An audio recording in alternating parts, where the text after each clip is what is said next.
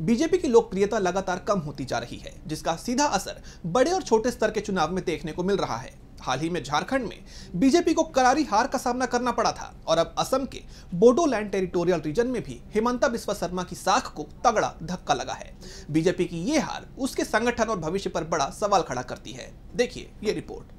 Vote चोरी को लेकर विपक्ष सरकार पर हमलावर है। इसी बीच एक तरफ बिहार का विधानसभा चुनाव होना है, तो दूसरी तरफ असम के बोडोलैंड टेरिटोरियल रीजन यानी बीटीआर चुनाव में बीजेपी को करारा झटका लगा है, जिससे पार्टी की राज्य में नींव हिलती हुई दिख रही है। सबसे बड़ी बात तो यह है कि असम में 6 महीने बाद ही विधानसभा का चुनाव होना है और कांग्रेस दावा कर रही है कि इस बार वो असम में बीजेपी को बड़ी आसानी से हरा देगी। और अब जो चुनाव नतीजे असम से सामने आए हैं, उससे कांग्रेस के ये दावे सच साबित होते हुए दिख रहे हैं।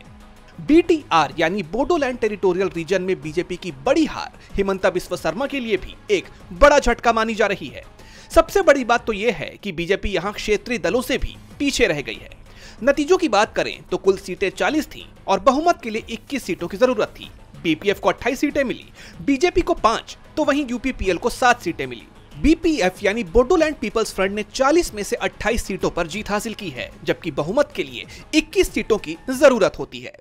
यानी चुनाव में बीपीएफ को अकेले अपने दम पर बहुमत मिल गया है। बीजेपी को सिर्फ 5 सीटों पर बढ़त है, वहीं यूपीपीएल को मात्र 7 सीटों पर जीत मिली है।